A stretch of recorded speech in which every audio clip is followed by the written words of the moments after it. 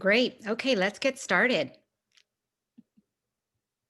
Good morning, everyone. Thank you for joining today's Zoom forum about rebuilding the social safety net and how we can center equity while doing so. I have the privilege of being your host this morning. My name is Mayra Alvarez, and I serve as president of the Children's Partnership. We're a statewide advocacy organization dedicated to ensuring every child has the resources and opportunities to grow up healthy and thrive.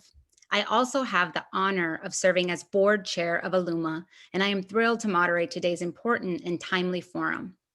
Before we kick things off, I have a few housekeeping items we should review. Since we have a good sized group today, your mic has been automatically muted upon joining the meeting. At any time during the forum, please feel free to drop any questions into the meeting chat so that we can make sure to address them in our discussion later on. Our support team is monitoring the chat, and we'll make sure to capture your top questions for the discussion portion of the event. Throughout the event, we're going to open things up to the group for live discussion. If you'd like to speak and be unmuted, I'm sure we're all Zoom experts by now, but just as a quick reminder, you'll need to use Zoom's raise your hand feature, which you can find by clicking on the participants button at the bottom of your screen, and then clicking on the hand icon next to your name. We're going to try and do some audience participation and see if everyone knows how to make that happen. So if you could just practice by using that raise your hand feature. Anybody? All right, people are doing it. That means you guys are all experts and pros. Great. If we are, just a quick flag, if we are unmuting you for the discussion, our Zoom administrator will message you and you'll just need to confirm on screen that you'd like to be unmuted. Again, feel free to drop any of your questions that you may have into the chat at any time, and we'll do our best to address them. So now let me get on to introducing our speakers for this morning. I'm so excited to introduce two leaders who many of you may already know, the leaders of Alluma and 1°, two social technology organizations that recently joined forces in a shared commitment to create a social safety system that actually works for people and truly centers equity. Robert Phillips is the CEO of Alluma, and Ray Faustino is Alluma's new Chief Strategy and Impact Officer and is the founder and former CEO of 1°. Robert has been acting on his commitment to improve the health and well-being of communities in the US and California for over 25 years. His leadership at Alluma builds from experience at the AFL-CIO, SEIU, the California Endowment, Sierra Health Foundation, Kaiser Permanente, PolicyLink, among other accomplishments. After years serving on Alluma's board, Robert joined Alluma as the CEO in 2017. Ray founded 1° in 2012, based on his own experiences in the social services sector. He began his career as a teacher and later was a site director at Build, a college access nonprofit organization that propels low-income youth of color to attain a college education. He is a board member of St. Anthony's Foundation, an alumnus of Y Combinator, a New America California Fellow, an Echoing Green Fellow, and an Education Pioneers Fellow. Two incredible leaders who in our time together this morning will each give a few remarks, and then we will open it up for a broader conversation around the safety net and how we can work together to strengthen it for communities across the country. And like I said, this conversation could not be more timely. Today, families are facing multiple crises, a challenging economy, a national reckoning on racial injustice, and COVID-19. But it is Latinx, Black, immigrant, and Indigenous communities who continue to bear the brunt of the pandemic and its devastating consequences, while simultaneously shouldering the frontline work that has kept our country's economy running. As we look to the future and seek to rebuild from this moment, a robust safety net will be critical to better serving our communities. The nation's current patchwork of policies, its disconnected funding streams, its lack of coordination between agencies and among levels of government, as well as its burdensome administrative complexity, these hinder our country's systems from delivering on the promise of well-being. And now I have the opportunity to turn it over to Robert to help us answer the question, why is our current social safety net system failing the people who need it most? And what can we do to center equity as we rebuild it? Robert? Right on, Mayra. Thank you. And good morning, everyone. And thank you for joining us this morning. So as we get in this, I want to frame this up, and the way we're going to talk about this is I'm going to lay out, kind of what we're seeing as what we need to go at, but also what we aspire to, and then Ray's going to talk about, how we're going to do that, practically speaking. But to answer Mayra's question, let me just start with where we're starting from, right? Because we start with this with a fundamental belief that the changes that we're facing and the things that we need to address fundamentally have to be done by government, and that the nonprofit sector and the civic sector in support of that really is what we're about. So when we talk about these issues, know that we're doing that with that fundamental belief. And we're also doing it with the notion that if we want to achieve greater equity in our safety net system, it really requires understanding fundamentally what's driving and contributing to that inequity in our current system. And while folks would expect us to say, well, we haven't completely gotten to horizontal integration, or there's not data sharing or these policy answers, for us it's a little more fundamental than that. It's really threefold. One is that there's a partnership and question that's driving it, and an incentive question that's driving it. And it really has to do with implementation and accountability. That a lot of us, both in the public sector, but also on our side in the nonprofit sector and community agencies, are really desperate to fix the problems within the safety net, because they're particularly acute now. And we are all feeling them, and a number of us are feeling them heavily. And so we want to do that because we want to make our jobs easier, and we want to make people's lives easier, but really we want the system to just work. But what has happened in that dynamic is typically most agencies, for one reason or another, have turned to private sector institutions to provide them with the operational know-how, but also with the ability to develop these technology solutions. And when I say private sector institutions, I'm talking about institutions that either investor-backed or shareholder-driven. Yet, rarely is the question ever asked whether or not their values, their motives match the agencies that are actually asking them to do the work. And so in a haste to fix one problem, which is to have a safety net that just works, we create another issue in which we partner with organizations that are solely focused on the needs that they're built for, investors and shareholders, in a way that is disempowering, not just to the communities that ultimately need what they are going to provide, but to the agencies actually employing them to provide that. They take resources off the table. And unfortunately, far too many private for-profit firms working in the implementation space hold values and engage in practices that are radically at odds with the values behind the very policies and practices that they're actually hired to implement. And there needs to be a larger conversation about not just who government, but also philanthropy partners with when it comes to impacting people's lives in an equitable way. Should it be a set of organizations who by mission and status are accountable to the public, or a set of organizations who are only answerable to their investors and their shareholders? Just to give you an example, there's a common practice in states of diverting federal funding earmarked for social programs for children and elderly and repurposing it for general funds, largely driven with private companies' help. In effect, these private companies are diverting monies from states and counties intended to help those of us most in need. And there have been practices where some of these companies have been found guilty of intentionally creating, just for pick one program, incorrect Medicaid claims, and efforts to do revenue maximization for counties and states. Yet, the practice is so profitable for both states and the companies that these companies continue to win more contracts in spite of being fined and found guilty of fraudulent practices. The second problem we have is it's the fundamental business model that, the current approaches that we have are split and aren't really well structured to deal with how life evolves. and life has evolved. And we've seen that in spades, in this moment. One of the consequences that we're actually seeing with the pressure that COVID-19 and then the attendant economic downturn is putting on the safety net is a prime example, that the approaches don't necessarily match how people currently live and work. So, we have mass unemployment, people applying for UI benefits, but we also know that that's tied to healthcare.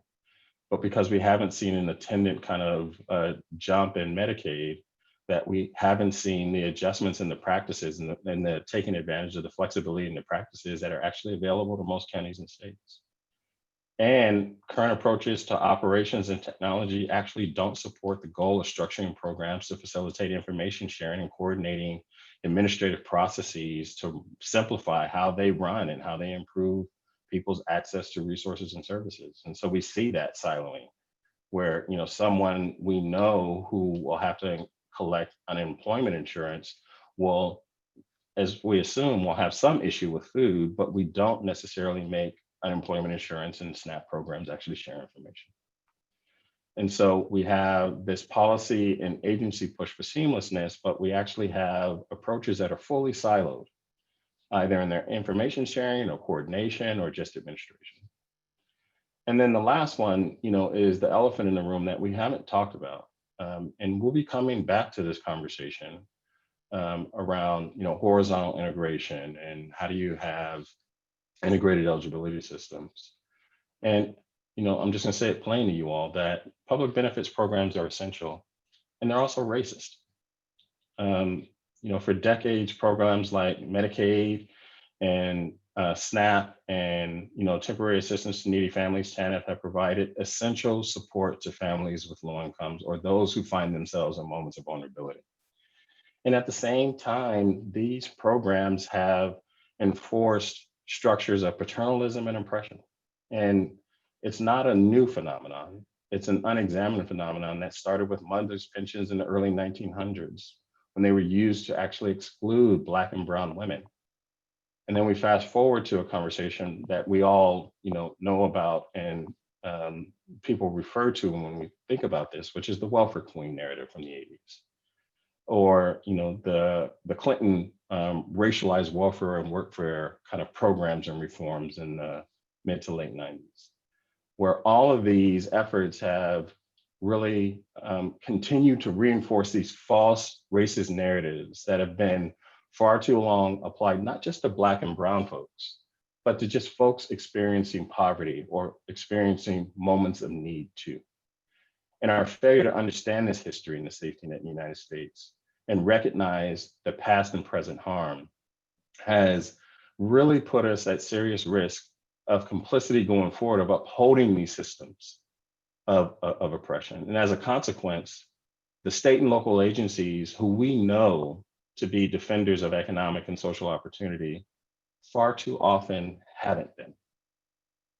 Because the way in which social policy is being implemented is being done so unevenly, not just across the country, but within states and even amongst counties, that they've often functioned as a source of inequity rather than its cure.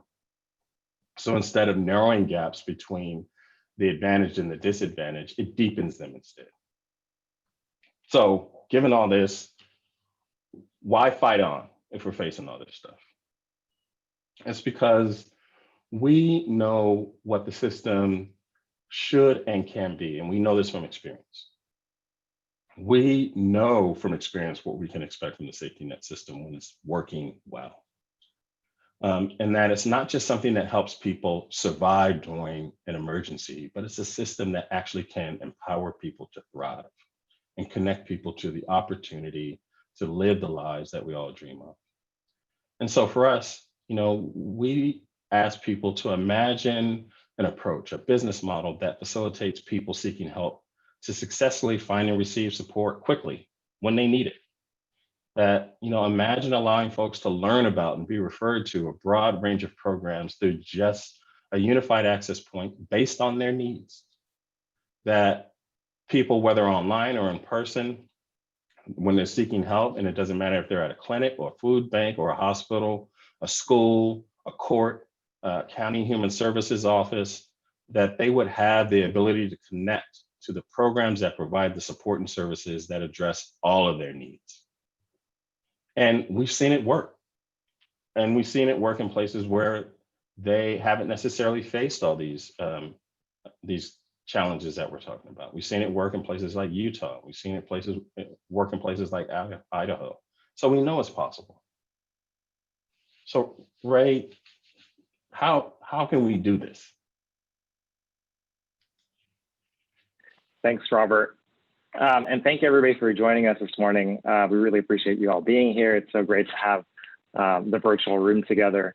And you can start to see why I'm so excited to join forces and join One Degree's forces with Alluma. And so how can we do this? So I think all of us in the field have a role to play in the greater equity and building of that greater equity in the safety net system.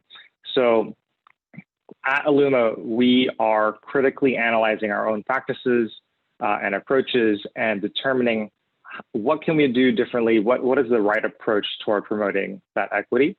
And because 2020 is a year of self-reflection and awareness, I invite everybody here around the virtual table to reflect on your own organization and where is your organization at with regard to being equity-centered.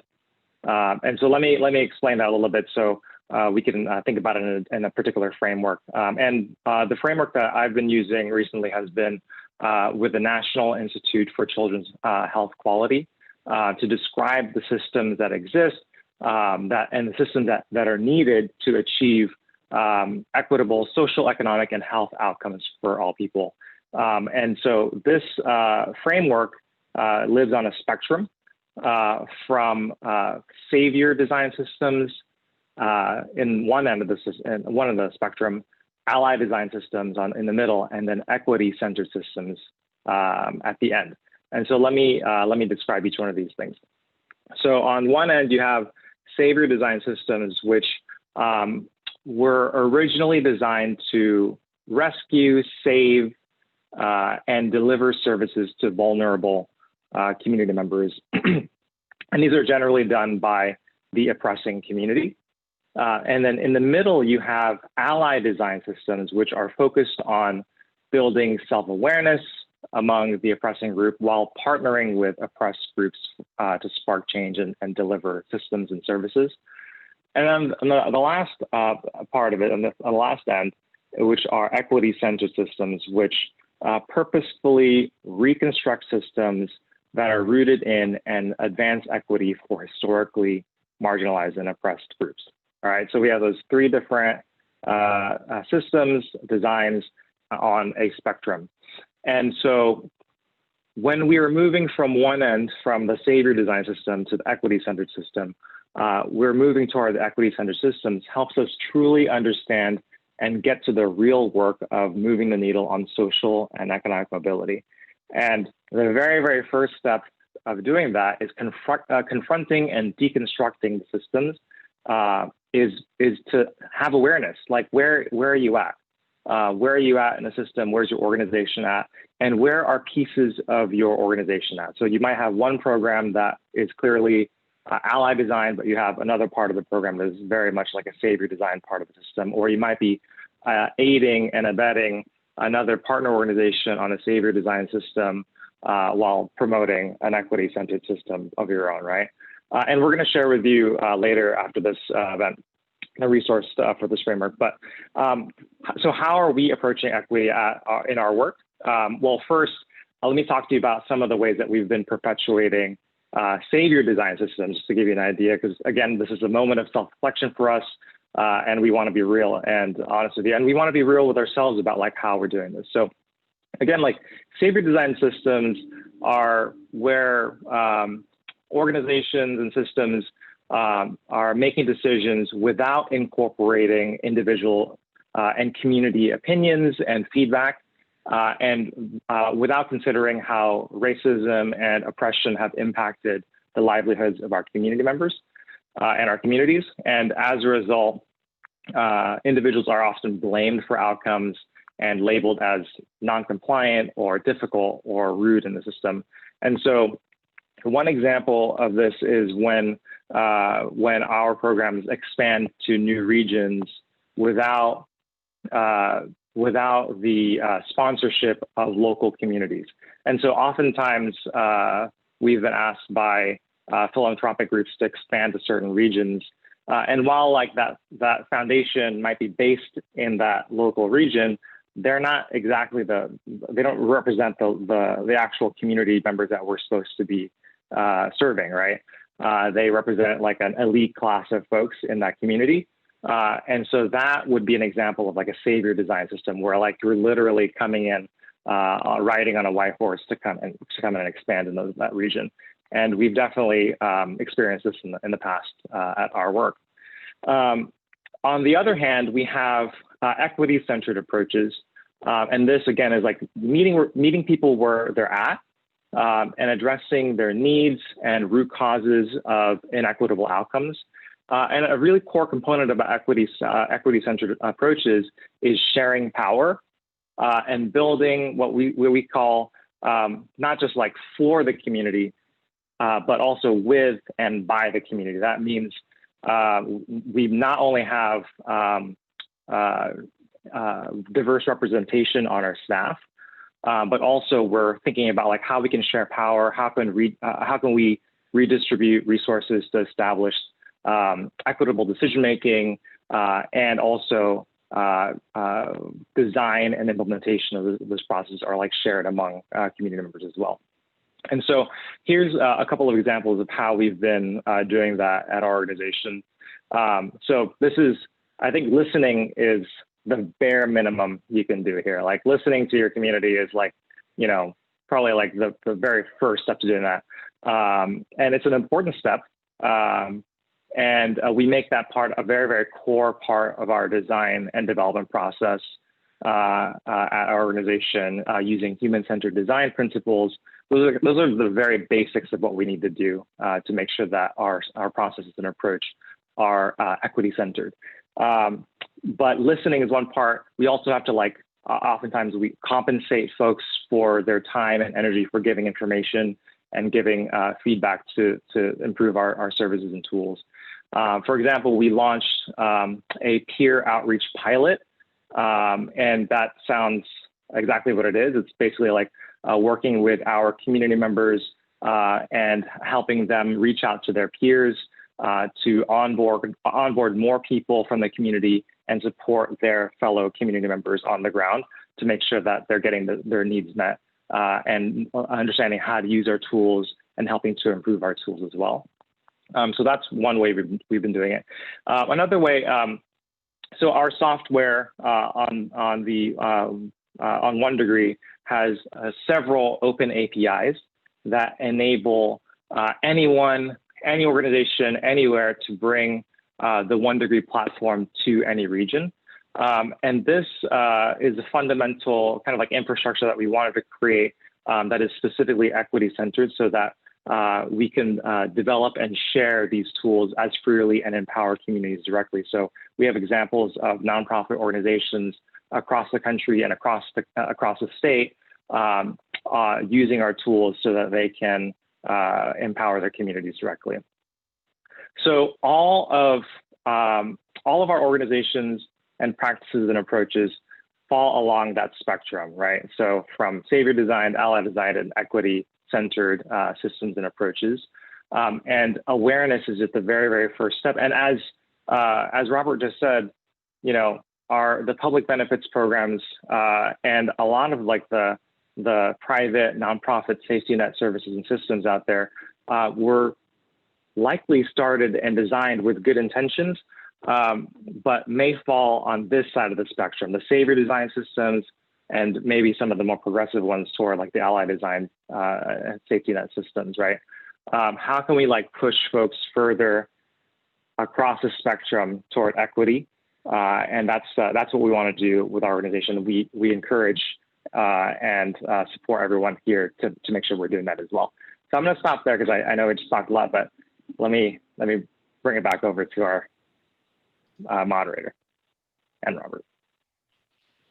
Great. No, well, thank you both, Robert and Ray, for those remarks. Both of you, I think, gave us a lot to think about, both from questioning practices and systems and how they've operated for so long, and knowing that they have not been working for people, but that they're based on racism and racist principles that have permeated policies and programs, and as a result are not meeting the needs of our communities, but also giving us hope, recognizing that there is a pathway out of this and that there are concrete steps and actions organizations and systems can take to better meet the needs of our communities.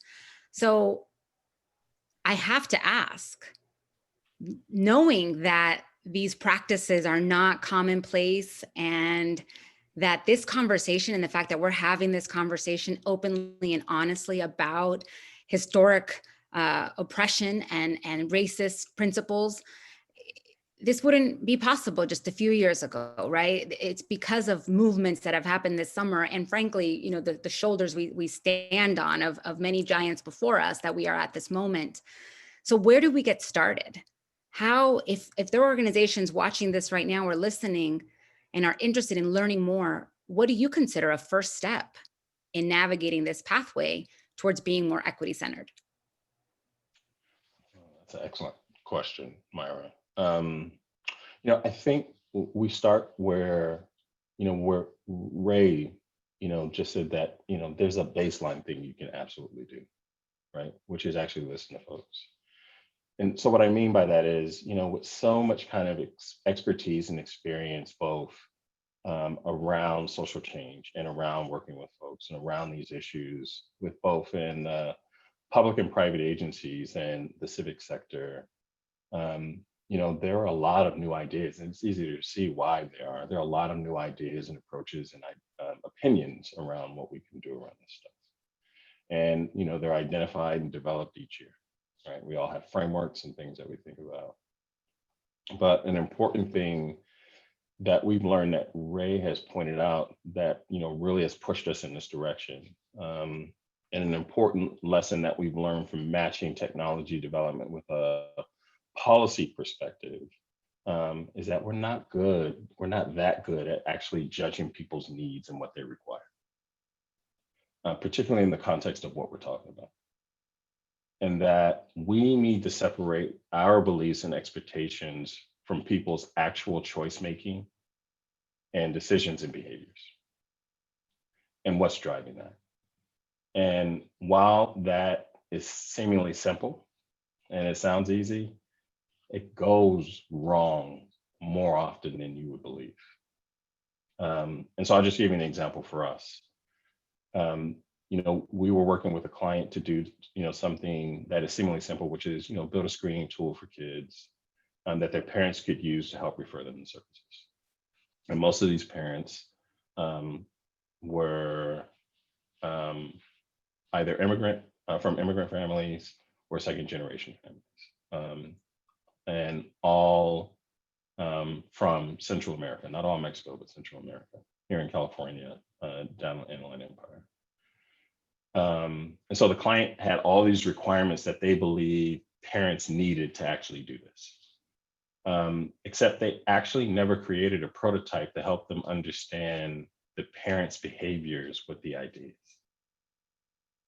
And so to fill in the gaps, what we did, and then baked in our approach, and this is the human-centered design approach with an equity lens that you heard Ray talk about, is we baked into the tool's ongoing development, testing with the parents to ensure that the tool that the client wanted created, but that we knew had to find value with the parents, met both the concept that the client had in mind, but the choice making and usage behaviors that the parents had, given the context in which they were living. Right. So this wasn't about saving them. It's about how you meet them where they're at and recognizing what they're facing, but also recognizing the context in which they're living, because we needed them to find value in the idea, in the tool. But it created conflict between us and the client, because we had to explain why what they wanted wasn't just about taking the concept and then testing it, to develop, the tool, but it was really about placing those parents at the heart of the development.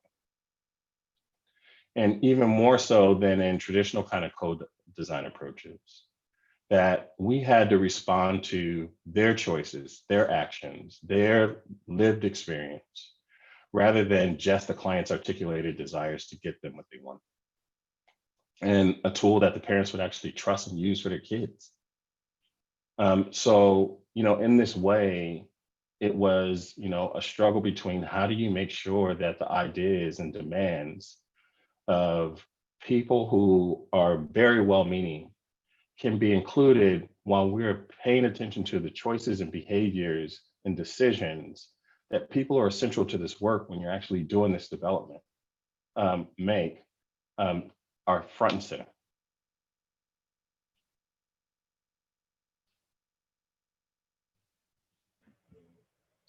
Ray, anything to add to that? I just want to I want to reinforce and double down what I said earlier, which is like self-awareness and holding up the mirror to yourself and to your organization and to your programs. Where are you at? Where are you at along the spectrum? And that's it sounds simple, but it's really hard work, right? Especially if you're part of a larger organization.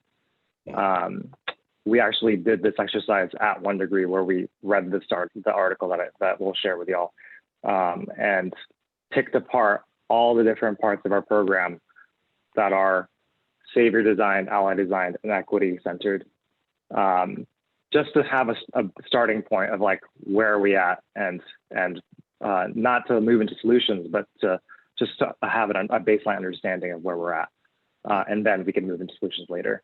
And so for anybody here who's kind of like new to this kind of conversation, that's one place I would start. Mm-hmm.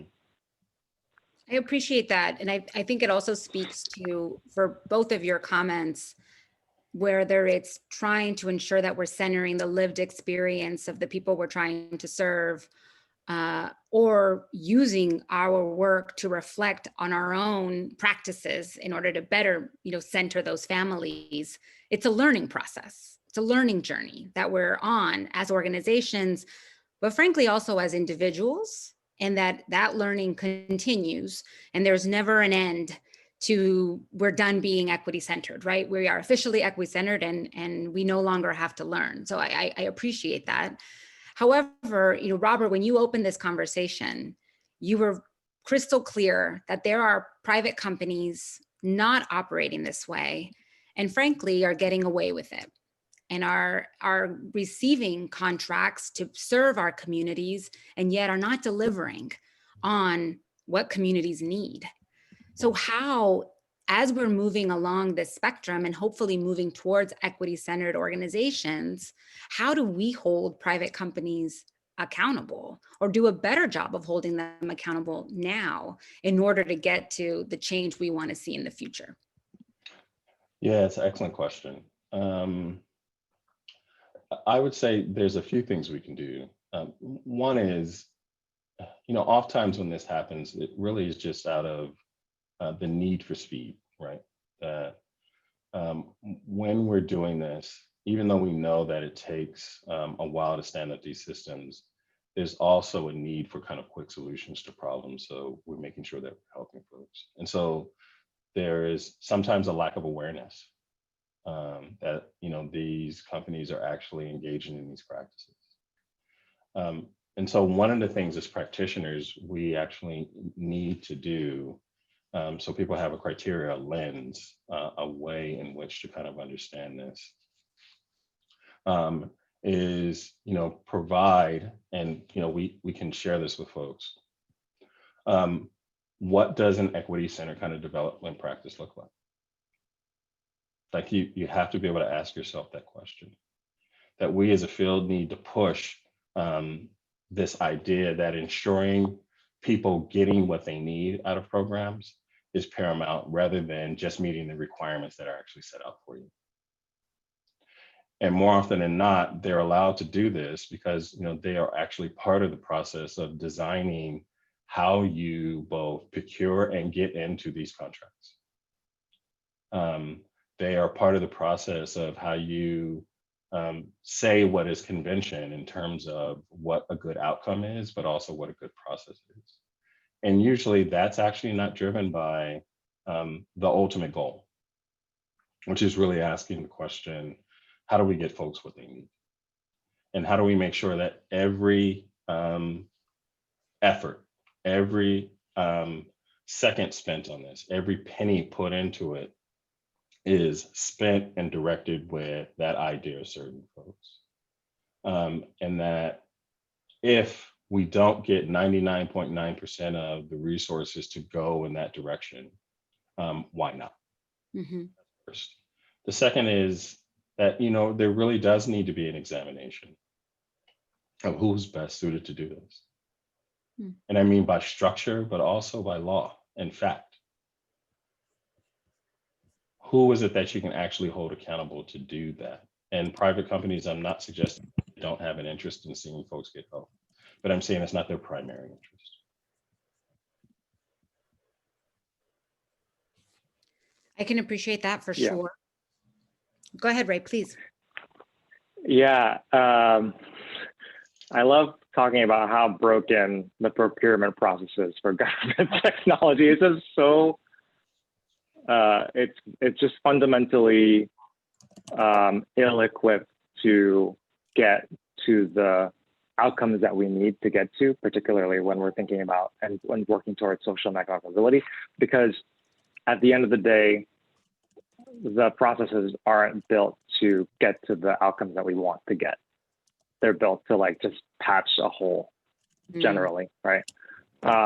Yet we're moving, especially in other parts of our society, we're moving toward a place where for-profit companies, corporations are more blending. There's like a more blended model where there's a multiple bottom line. The bottom line is not just financial. There's not just a financial bottom line. There's like a social and environmental bottom line. And we can see this in the financial system with ESGs and impact investing. And so we know that the world is moving toward a place where corporations are becoming, or some corporations are building systems where impact is included into their bottom line, but that's not happening right now in the government technology space and health and human services space. This is not happening. There's not really any. I can't even think of any players in this space that are thinking about multiple bottom lines that are not for-profit companies, right, or not nonprofit organizations.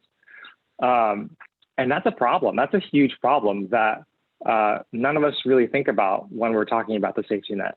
A lot of times when we're thinking about the safety net, we just think about benefits, we just think about the government systems. We don't think about like the insidious behind the curtain layer of companies that are operating in this space. And that's a big problem that we're not talking about. And so one, we need to talk about it. We need to open up the curtain and show folks that what's going on out there. And then two, I think if the sector is not going to hold itself accountable, I think one of the things we've been talking about is like, how do we develop a social conscience for this space? And because right now, the only perspective that's out there predominantly, and that's dominating the market, are for-profit companies and their perspectives, right? And we need to show an alternative perspective in the space, which is one that's based on equity and impact for our communities and social and economic mobility. And so that is something that we're very interested in doing and would like to see happen. And hopefully, like the for-profit companies in the space can join in on that kind of like alternative narrative in that space. Definitely. Well, let's get to some of our audience questions because I want to make sure that their thoughts and questions that are coming up are addressed by you two. And especially some of one of the questions that came up from Michelle Stowell-Pravensky with Kadango. She thanks us for sharing the framework of savior designed, ally designed, and equity designed systems, but asks the question about how research and evidence-based practices fit in this framework. And speaking about these systems and how we're supposed to abide by systems and processes, evidence-based practices is part of those systems that we must abide by. And one of the things that we're supposed to incorporate into our proposals and have years of demonstrated impact. How does that fit into this framework? And if we're moving in the direction of being community-centered and community-led, do those two pieces line up?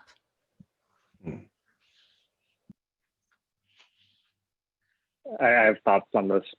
I used to work in East Palo Alto, which is on the other side of the train tracks of Stanford University. And while East Palo Alto, especially over the last 3 decades, has been socio and economically been increasing over the years,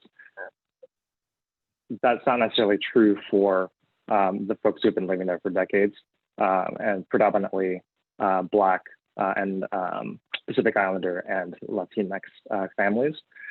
But it's mostly because of Silicon Valley encroaching. But we used to have a saying when I worked there that 1,000 PhDs were born out in East Palo Alto because of the research and evidence and research and studies that have been done on East Palo Alto communities.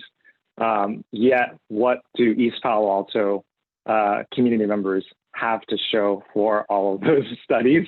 And that's a very glib example. But what I'm saying is that research and research studies also need to be more equity centered, right? Instead of coming in and studying communities, how can we there are examples out there of more equity-centered research studies that are coming from the communities and are born from the communities rather than being forced upon communities. I'm not an expert on this, but that's where I would start. Is how do we make sure that we're not just studying a specimen of folks, but rather how do we bring the community together toward actual research that needs to be done for the communities. And also, hi, Michelle. Good to see you here. Yeah. The only thing I'll add is, this has, been a long-standing debate, right? And, a thing that, we're working through is, how do you unite the two, right? How do you unite the research with the knowledge and judgment and critical reasoning you've acquired through your experiences?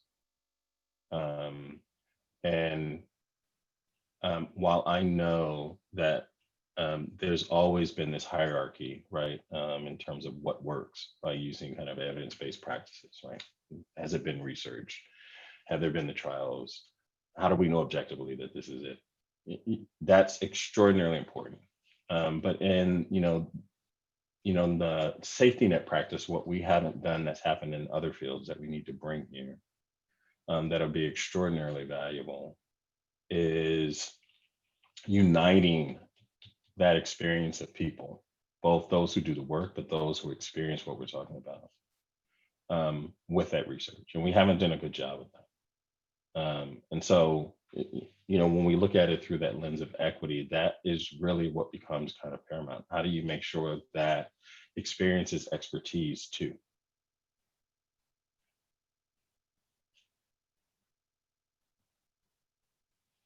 Mary, in our chat, it's interesting the way she phrases it. Mary Gloner, she says community-based participatory research is empowering, while helicopter research is disempowering. And I think that speaks to what both of you are talking about as far as meaningfully engaging community and allowing community leadership to really take hold. I had never heard helicopter research, the term, so I thought that was interesting. before I jump into another question, I just want to encourage our audience. What else is coming up for folks? What's resonating for you? What questions do you have in this conversation? This really is an opportune time for our country, our state, to consider how we can better build our social safety net, which is going to be essential when it comes to rebuilding from these multiple crises that families are facing. Let me jump to Kenny Moeller's question. What's an example of a product that Alluma would shift to being more equity centered?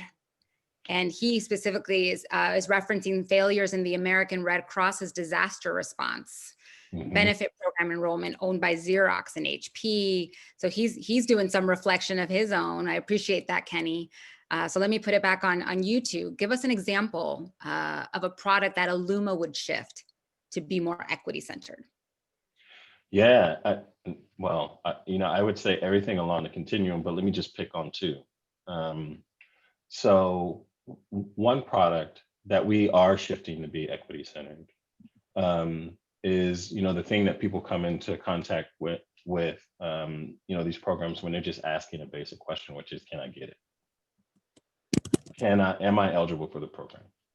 And, we've done, a good deal of research around here, led by Shannon Ford, of really asking folks that question, like, how do you actually make that simple?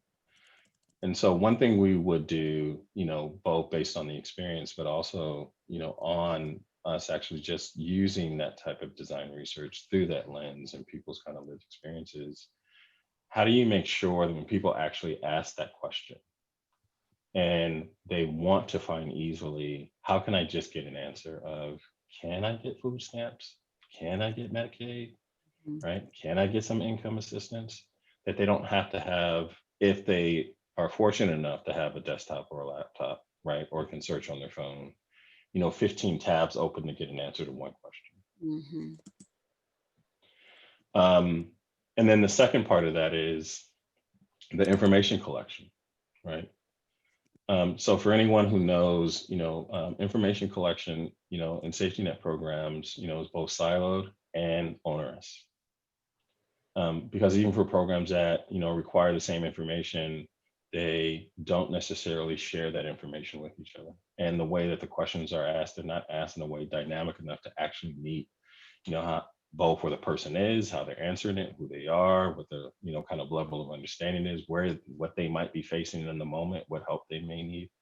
And so another thing that we're working on is, how do you actually have an intake process, a front end application that doesn't have a standard kind of 29 questions, but just ask you for what ask for what you have and what it needs to actually get you to the next step.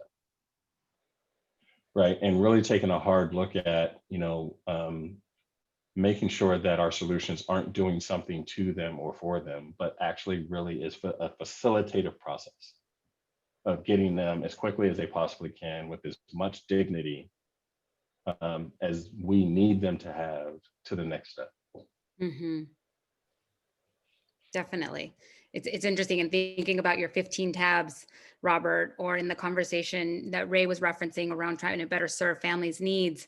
I think about a quote, by the great Audre Lorde, who says, "There's no such thing as a single issue struggle because we do not live single issue lives." And that is what we're talking about when it comes to better serving people's needs. How do we meet the whole continuum of needs? And it actually connects to a question from Katie Hydorn with ITUP. She thanks for the conversation and asks, how is Alluma working with for-profit companies and or government to educate them and to make equity part of each opportunity, move them in this direction? Talk to us about that. Yeah. Ray, you want to start or you want me to start? I will, I'll say something really quickly about this. So we have been in, I would say, coalitions and conversations with for-profit companies, in particular when we're being approached to join other coalitions. especially like in the information referral space, there's a lot of like regional conversations around creating community information exchanges, which are multi-sector, nonprofit, public agencies, for-profit companies in this space, types of partnerships. And those are the times and conversations where we're really trying to like push not just like the for-profit companies in the space, but also healthcare organizations and agencies, and our quasi-governmental organizations like 2-on-1s, to really think about like what is the end goal. It's a lot of times where the conversation starts and ends with these kinds of conversations and coalitions is with very technical details like data sharing, right?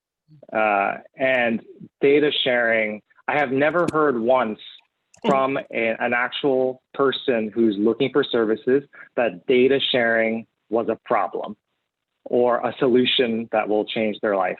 I have never heard that once from anybody in our community, right?